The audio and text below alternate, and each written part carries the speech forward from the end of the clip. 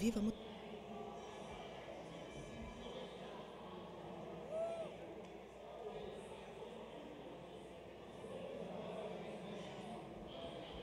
Olá, alô, o pessoal me ouve? Ai, que show! Tá, vamos lá então.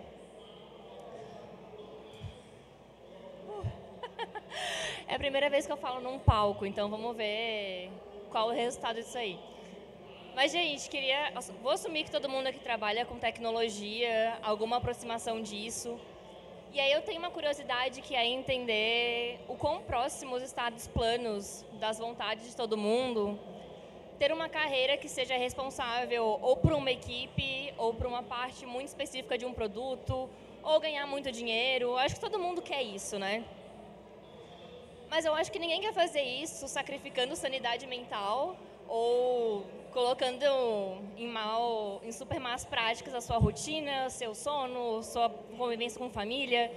E é basicamente um pouquinho sobre isso que eu vou falar aqui, nessa fala sobre navegar pelas ondas da carreira em tecnologia, sobre como crescer sustentavelmente e como as lideranças técnicas têm uma parte nisso. E aí, quem sou eu conversando com vocês aqui hoje?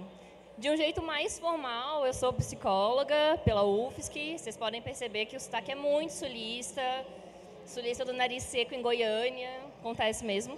Eu sou pós-graduanda em Organizational Behavior Management. É um nome chique para falar que hoje eu estou estudando como o comportamento humano não só funciona, mas como funciona no contexto organizacional, que é basicamente com o que eu trabalho na Payface, como analista de pessoas e cultura. E vale dizer daí que a Payface é uma iniciadora de meios de pagamento por reconhecimento facial no Brasil. É um trabalho super massa, recomendo vocês conferirem. Eu sou presidente da ESEC, ex-presidente da ESEC em Florianópolis, e para mim é uma parte muito importante comentar isso, porque a ESEC, como movimento jovem, sem fins lucrativos, que visa somente desenvolver comunidades jovens, pessoal e profissionalmente, é uma coisa que eu já vivi muito na prática, em ter que conciliar vida pessoal, faculdade, estágio, a ESEC. E é sempre um super desafio garantir que esse trabalho vai ser bem feito e que não só o trabalho vai ser bem feito, mas a gente lá dentro vai estar bem também. E de um jeito mais realista, de um jeito mais pessoal, eu sou uma leitora muito ávida, estou sempre com um Kindle na mão, quando é possível, claro. Eu sou muito questionadora e crítica, o que na prática ressignifica para o meu namorado e para as minhas irmãs que eu sou a chata que não deixa o filme terminar e fica tentando adivinhar o final. Eu sou muito interessada em economia, muito, muito. Sou cozinheira de receitas do Pinterest e energizada, bateria carrega, vendo vídeos fofos de animais. Quem procurar pelo meu LinkedIn, pelo Instagram, fica à vontade para procurar e começar uma conversa com isso. E aqui, nessas várias possibilidades de carreira com tecnologia, a gente tem muitos caminhos para seguir. A gente pode ser fluente em vários frameworks, a gente pode ser a pessoa super referência em lógica, em inovação, ou em ensinar as pessoas do nosso time sobre algum tema super específico, mas que é essencial para o funcionamento do produto que a gente colabora. Mas eu assumo que, por mais que a gente possa ter interesse em conhecer sobre esses temas, ninguém espera ser totalmente especialista em todos eles. Até porque isso não seria uma coisa realista, não seria nada sustentável. E para crescer sustentavelmente, para conseguir alcançar esses objetivos, guiar a nossa carreira por esses caminhos, eu estou falando sobre uma expectativa e uma realidade que a gente precisa estar cientes antes de investir tempo, dinheiro, energia, tempo de outras pessoas nesse processo. E aí eu estou falando sobre conciliar diferentes frentes de vida ao mesmo tempo que você trabalha, que você cresce, que você estuda e poder olhar para a sua família, olhar para os seus hobbies e perceber que isso faz parte de um crescimento sustentável e de uma carreira profissional. A gente se adapta controladamente, ou seja, não aprender a nadar se afogando. A gente muda, sim, a gente aprende com certeza, mas a gente faz isso de uma maneira a não deixar todo esse conhecimento ser tão... Eu não consigo achar uma palavra em português, mas é muito overwhelming, afoga a gente no meio de tanta coisa. E isso é muito difícil, principalmente quando a gente fala de uma realidade profissional hoje, que as pessoas passam a aprender sobre o que realmente seus cargos são, uma vez que elas estão nessas posições. E a gente leva um soco na cara descobrindo que tem tantas coisas novas que a gente já poderia estar se preparando há muito mais tempo. E aí tem todas essas possibilidades, tem todas essas frentes, tem todas essas preocupações e também tem a posição realmente que a gente vai assumir. Quando eu estou crescendo profissionalmente, eu sonho em ser Head de People, em ser CHRO, e aí é uma coisa super massa e impressionante. Mas tem tantas coisas que dá de fazer nesse meio tempo.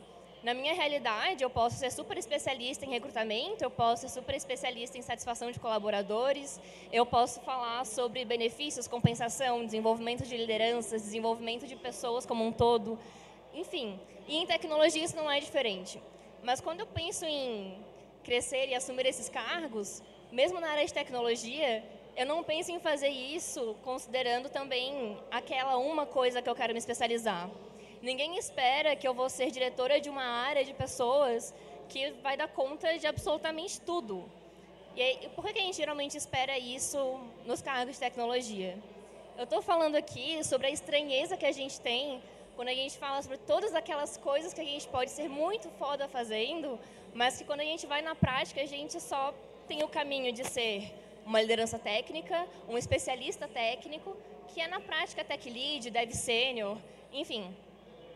E aí a gente vai ter essa coisa em comum com nossos pares, né? A gente vai ter o nosso colega que quer ser tech lead, a gente vai ter o nosso colega que quer ser aquela pessoa muito massa.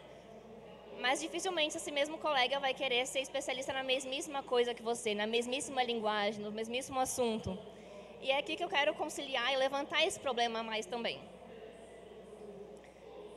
E aí a gente segue em frente. Vamos lá.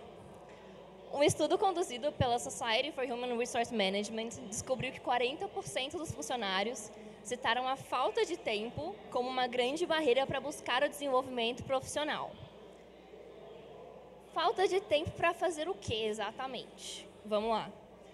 Se a gente quer ser uma pessoa mais experiente, uma pessoa com um cargo mais alto, e a gente assume que essas pessoas vão ter mais tempo de experiência, por que a experiência que eu tenho no meu cargo não é suficiente para eu ser essa pessoa com mais experiência? Por que eu tenho que dedicar meu tempo de vida pessoal para fazer isso também? E essa é uma questão que daí vai impactar justamente como que a gente utiliza esse tempo, e se a gente tivesse esse tempo, como que a gente utilizaria ele? Se a gente passasse a ter uma semana de 4 dias de trabalho, o que você passaria a fazer agora nas suas sextas-feiras? Qual seria o primeiro passo? Qual seria o primeiro curso que você faria? Qual seria a primeira soft skill que você iria atrás? É muito difícil. E se a gente acredita que a gente precisa ter uma frente de vida dedicada, não só para a nossa demanda atual, porque as cobranças estão lá, as expectativas da nossa atual liderança estão lá, e a demanda que a gente quer ser capaz de assumir, como que eu vou ter uma vida equilibrada, pessoal e profissionalmente? E aqui é onde a gente converge para levantar todos esses problemas, levando em consideração que a gente vai ter muitas possibilidades, muitos caminhos para seguir, muitos certificados para conseguir, muitos posts no LinkedIn para fazer, mas poucos jeitos de explorar. Isso porque os nossos cargos hoje são poucos descritíveis para o que a gente realmente pode fazer neles e para o que a gente quer se preparar para poder fazer. A gente tem pouca clareza de como chegar lá e de quem vai dar apoio nesse processo. Não só a gente precisa ter uma referência técnica, ou seja, alguém que já manda bem naquela coisa há mais tempo, mas também alguém que vai abrir caminho para eu poder passar a colocar as coisas que eu estava estudando lá no meu escritório, no meu tempo de vida pessoal, e trazer para o tempo de trabalho. E a gente precisa de pessoas apoiando esse processo. E a gente tem pouca conexão entre o que a gente faz hoje e o que a gente quer ser no futuro. E tudo isso é um super problema que a gente lida todos os dias. E o meu objetivo aqui é poder explicitar todas as possibilidades de atuação. E eu vou estar, com certeza, olhando um pouco mais para o time de tecnologia, porque é para onde eu mais olho no meu dia a dia. São as pessoas que eu mais converso na minha vida no recrutamento. São as pessoas que mais impactam a Payface hoje como uma startup de tecnologia. E como conciliar essas possibilidades com as necessidades da atuação. Não adianta a gente querer fazer alguma coisa, precisar do espaço para isso, mas a sua organização precisar de algo oposto. A gente tem que lidar com a demanda atual e a demanda que a gente quer assumir, sustentavelmente. Tá meio paradoxo, tá um pouco paradoxo, mas a gente vai achar um meio termo, confia. E como que a gente viabiliza um plano de carreira nesse contexto? Como que a gente planeja as necessidades futuras de uma organização baseado no que eu quero fazer para garantir que minha vida profissional vai ser tão satisfatória quanto ela pode ser? E a gente vai entender que falar quero ser tech lead, quero ser especialista técnico, quero liderar pessoas, já não diz muita coisa realmente sobre o que você quer fazer. Afinal, eu posso falar que eu quero ser diretora de pessoas para cuidar de benefícios, mas a vaga que tem aberta lá para mim vai ser para cuidar de desenvolvimento de lideranças. Então, eu não só posso dizer o nome do que eu quero fazer, mas o que realmente está implícito aí. E como que a Payface lida com isso? Como que o trabalho que eu faço todo dia hoje com o meu time leva tudo isso em consideração e nas frentes de trabalho que a gente tem hoje? A gente, primeiramente, reconhece esse cenário, a gente sabe que existem tempos de experiência diferentes, que existem pessoas que dominam coisas diferentes, que existem lideranças que não são tão desenvoltas assim, e existem pessoas que estão fora de cargos de liderança que praticam, sim, uma liderança situacional. E isso não faz as lideranças que a gente tem hoje serem menos líderes que isso. A gente tem uma realidade atual, a gente tem a realidade que a gente quer atingir e a gente reconhece esse cenário para trabalhar em cima dele. A gente não impõe juízo de valor e isso é muito difícil quando a gente olha para todos os outros benchmarkings, os outros exemplos que só falam de lideranças ideais, de pessoas que mandam bem em absolutamente tudo e parece que não dá conta dessas coisas, faz a gente ser menos capazes, menos profissionais. E é aqui que começa um papo muito intenso sobre a síndrome do impostor, porque parece que a gente nunca vai dar conta. E isso é verdade, mas está tudo bem. E a gente mapeia as expectativas e habilidades necessárias. Esse é um trabalho ferrenho de se fazer, a gente entender que as capacidades que a gente tem e as que a gente vai ter vão impactar o cargo que a gente tem e o que a gente quer ter no futuro. E a gente ouve, então, o que os nossos e nossas devs querem para além de ser tech lead. E a gente precisa, então, ter a maturidade para daí olhar para esse assunto e saber que a pessoa pode falar que quer ser tech lead porque ela quer ganhar mais e não porque ela quer ensinar devs, espalhar as práticas mais positivas de desenvolvimento. E a gente tem que reconhecer esse cenário e agir em cima dele e falar, beleza, você quer só ganhar mais? Que tem outros caminhos. Mas a gente precisa ter essa conversa no começo das contas. E a gente observa qual que é o arsenal de habilidades que nos é necessário para fazer nossos squads felizes. E quem que vai fazer isso acontecer? A gente tem um arsenal de habilidades que é ótimo para quem é tech lead. A gente tem as pessoas que mandam assim, bem pra caramba, que vão falar sobre, cara, essa é a melhor solução, ou essa é uma qualidade melhor de código, ou então essas são as coisas que vão fazer mais sentido, é essa metodologia ágil que a gente vai aplicar. Ou então a gente tem aquela pessoa que não manda tão bem assim no código, mas comunica super bem, mas que consegue passar as coisas para o cliente, para o PM, conversar com o que realmente está acontecendo na experiência do usuário. E essas são habilidades que, por mais que elas muitas vezes não estão na mesma pessoa, a gente pode unir elas para daí elas resultarem no mesmo trabalho. E aqui aparece o Team Lead. E aqui essa é uma figura que eu vou trabalhar muito frequentemente, porque hoje é a nossa principal estratégia para desenvolver as pessoas do nosso time e colocar essa perspectiva do time de pessoas e cultura dentro dos squads de tecnologia. E aqui a gente vai ter alguém, então, que vai ser líder desse time de uma maneira facilitadora, mas não hierárquica. E essa é uma diferença muito importante, considerando que uma liderança facilitadora, ela facilita o desenvolvimento de pessoas, do software, da rotina, mas ela não é a única responsável pelos resultados. Não é ela que vai ter a voz final em todas as decisões, porque essa seria uma liderança hierárquica. Essa é uma pessoa que dá valor ao aprendizado e ela vai fazer todo mundo perceber que as tasks, as tarefas que o time faz, não são só isso. Mas essa é a pessoa que vai conversar e identificar como que cada uma dessas coisas vão fazer parte de um plano de desenvolvimento e do seu processo de crescimento profissional. E aí, o link entre essas duas coisas, ela é feita através de conversas individuais, de conversas entre o time, entendendo exatamente como que cada pessoa pode ser responsável pelo que mais concerne ela. Não só pelo cargo que ela tem hoje, mas pelo cargo que ela quer ter. E a gente tem uma cadência, né? Uma pessoa que vai olhar para ritmo sustentável, que vai olhar para metodologias ágeis, que vai olhar para como que a gente tem reuniões que não são só perda de tempo, mas sim também vão fazer parte desse processo de comunicação e de reaproveitamento dessas habilidades. E a gente define o que é valor. é muito difícil quando a gente geralmente tem um valor que é imposto pela alta liderança, um valor que é imposto pelo objetivo final da organização. Uma squad, ela pode pensar de maneira completamente diferente e entregar a mesma coisa. E a gente reconhecer esse valor, usar isso como motor motivacional, vai fazer muito mais sentido do que só enfiar a goela abaixo todos esses temas. E a gente identifica também a causa raiz. É uma pessoa que vai estar preocupada em olhar a fundo o que realmente impede as coisas de acontecerem mais rápido, com mais qualidade. E não só olhar para a coisa seca, para o desenvolvimento seco, para o produto de uma maneira muito objetiva, mas para a interação do time e como que isso pode ser mais bem aproveitado. Será que essa galera não precisa de integração, de interação, de conversas e momentos descontraídos para daí ficarem mais à vontade pedindo ajuda? Essa também é uma parte essencial do desenvolvimento. E a gente tem métricas em gestão de pessoas e são dados viabilizados pela rotina. Pessoas também são mensuráveis, eu adoro esse lado, é perfeito. É muito bom fazer pesquisa com dados e é muito difícil incluir isso na psicologia, mas é super possível. E aqui a gente trabalha com algumas métricas que daí nos ajudam a entender o quão sustentável está o trabalho de um time. Mas antes de olhar justamente para essas métricas, eu queria explicitar ainda mais a diferença entre um tech lead e um team lead. Porque o tech lead, ele é a liderança técnica, ele é uma pessoa que vai ser referência técnica, vai gerir a tecnologia e ter a palavra final, sim, nas coisas que envolvem esse tema. A gente vai ter essa referência técnica, uma pessoa que vai lidar com entraves técnicos, que vai ser evangelizador dos princípios de desenvolvimento, e isso é super positivo, a gente precisa disso.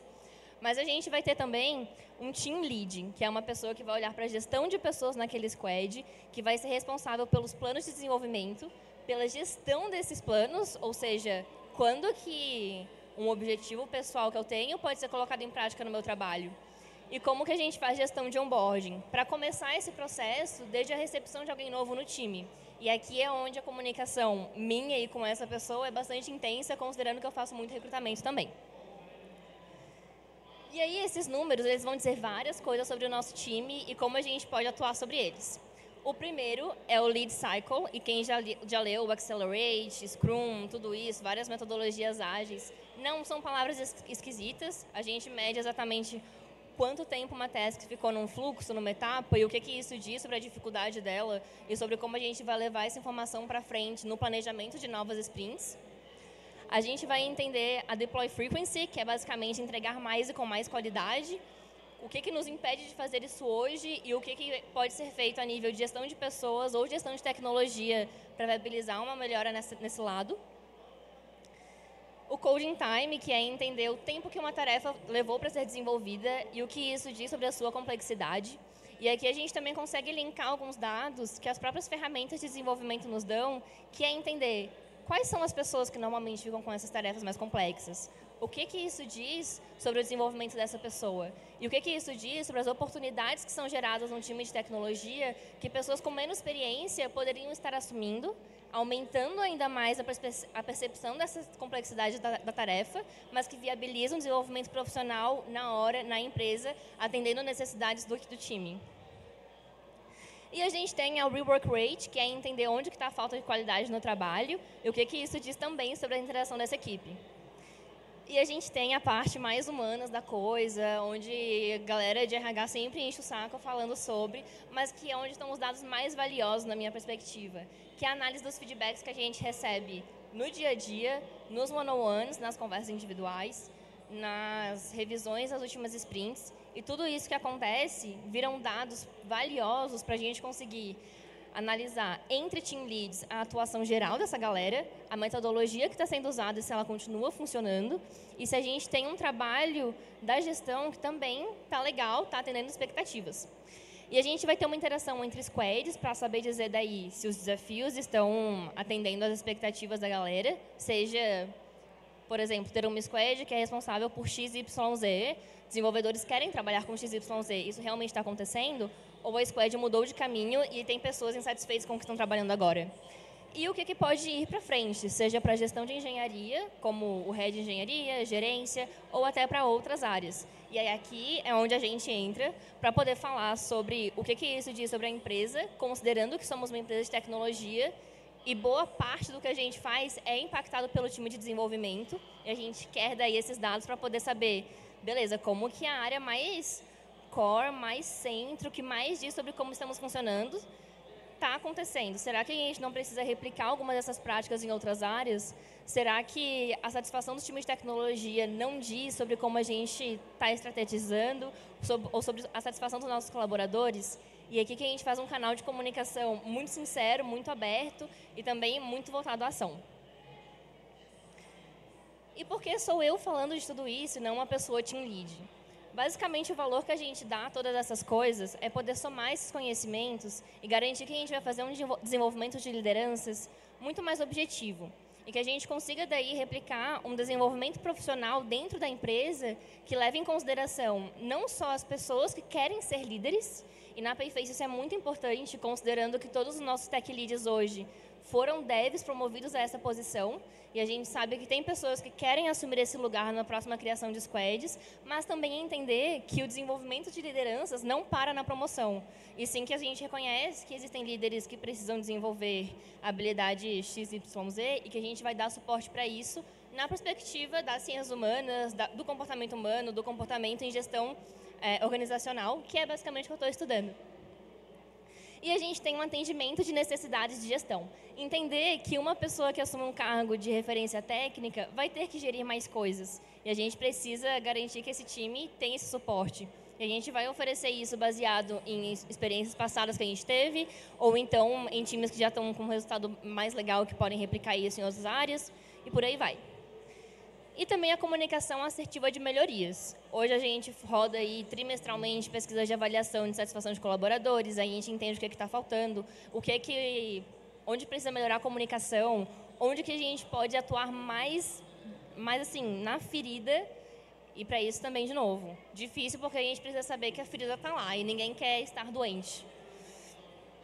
E a gente tem a gestão desses planos de carreira, que é a parte mais desafiadora, porque daí as pessoas querem ser especialistas técnicos, serem referências técnicas, às vezes pelos motivos que elas não vão encontrar nessa realidade. Como, por exemplo, a pessoa que quer só atualizar o seu LinkedIn, que quer passar a ter um salário maior, que quer passar a trabalhar com uma tecnologia específica, mas esquece de todo o resto das coisas que são acompanhadas disso.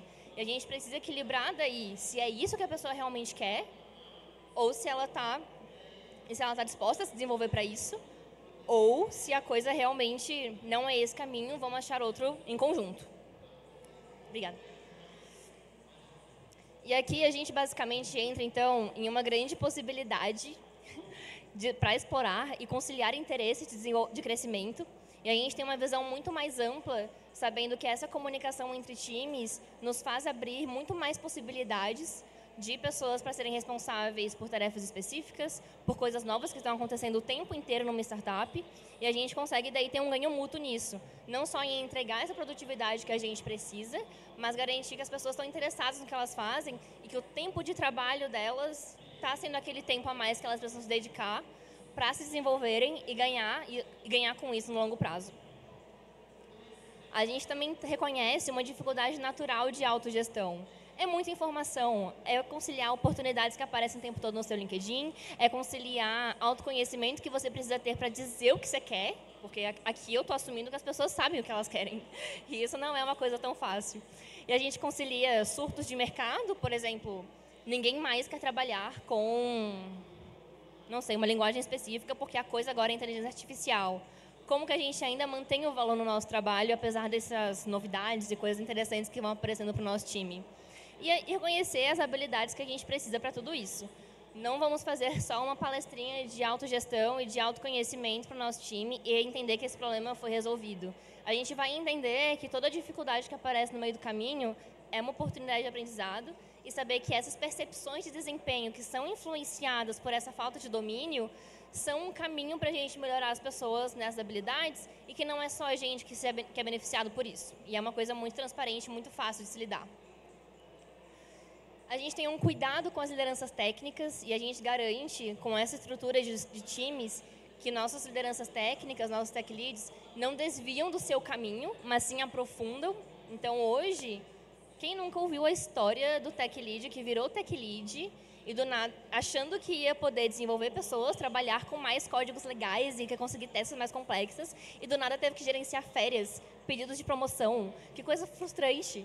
Isso é um desvio de caminho. E com essa estrutura a gente consegue conciliar os interesses, as necessidades, as vontades, enfim.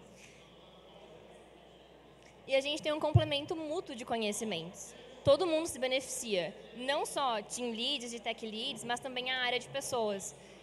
Eu vivo todos os dias a guerra fria entre recrutadores, desenvolvedores e gente que pede 10 anos de experiência em Python.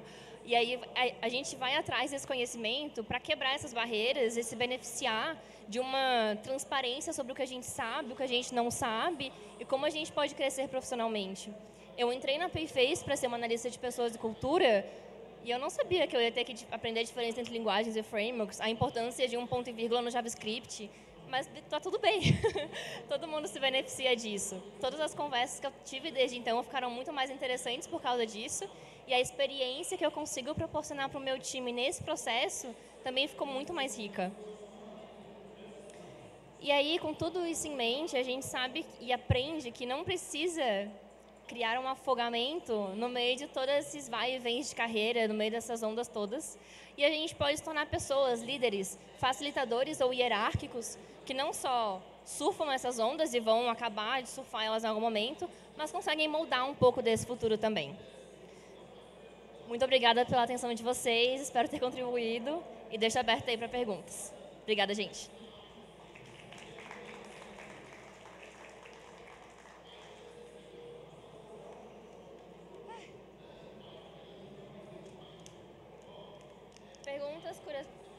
Alô? Perguntas, gente, curiosidades, comentários, abertos a tudo aqui. Tem um microfone disponível aqui. Opa.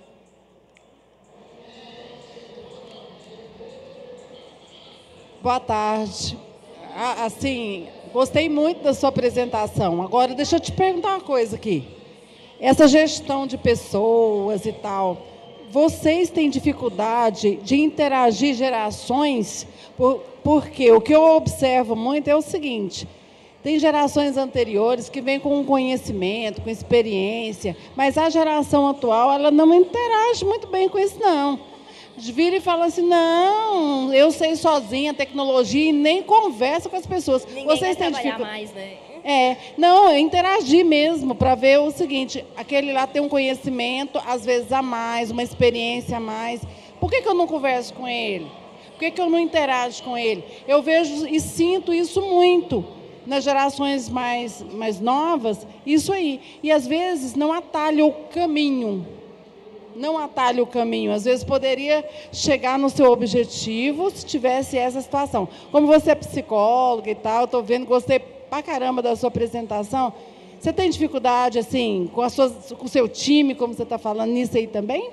Então, eu faço parte da geração, né?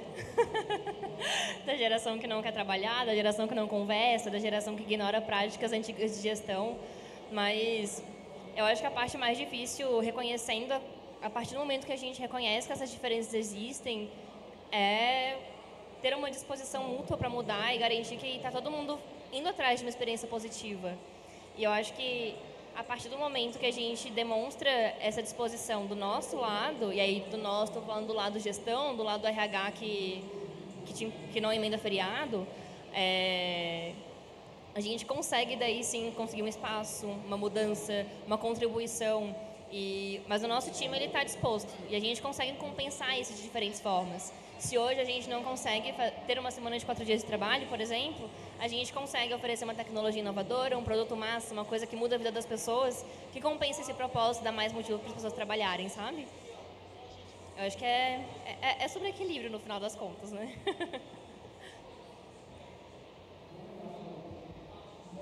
Parabéns pela apresentação aí, Karina. O que eu queria saber, a gente está num evento com muitos jovens, que dicas que você poderia dar para quem gostaria de entrar no mercado de tecnologia e trabalhar numa empresa como a Payface, super inovadora, o que você poderia falar para essas pessoas? A coisa mais diferente que uma pessoa pode trazer para o mercado de trabalho é justamente o que o ensino teórico não oferece. Quando eu falo sobre a minha experiência da IESEC, eu falo justamente sobre as coisas que a sala de aula não me ensinaram, ou até só saber como desenvolver tal solução não é mais suficiente. Da mesma maneira como a gente vai aprendendo a lidar com essas novas tecnologias e habilidades no mercado, a gente consegue também identificar o que realmente é diferencial. A partir do momento que todo mundo vai saber inglês, o que vai ser diferencial? Se todo mundo souber Python daqui a pouco, o que vai ser diferencial? E a coisa que nunca sai de moda e que sempre vai fazer diferença são habilidades sociais, é saber trabalhar, é ser um bom colaborador, é uma pessoa que sabe identificar suas falhas, fraquezas, identificar, querer trabalhar nelas, correr atrás, interagir com o time, dar para depois receber de volta. E eu acho que essa interação é realmente uma quebra de expectativas de um mercado que é tão cheio de pessoas que vieram trabalhar com isso esperando não precisar lidar com gente. E essa é uma coisa muito difícil de se admitir e depois correr atrás. Então, o tempo de faculdade, que é o que eu acho que muita gente aqui está envolvida ainda, é a chance. Seja participando de eventos como esse, como de outros congressos, de outros movimentos estudantis, iniciativas extracurriculares, é isso que realmente vai fazer a diferença. A informação hoje é uma coisa que não é tão surpreendente assim de conseguir. Então, como a gente complementa isso é que realmente vai fazer a diferença, sabe? Fechamos? Obrigada de novo, galera.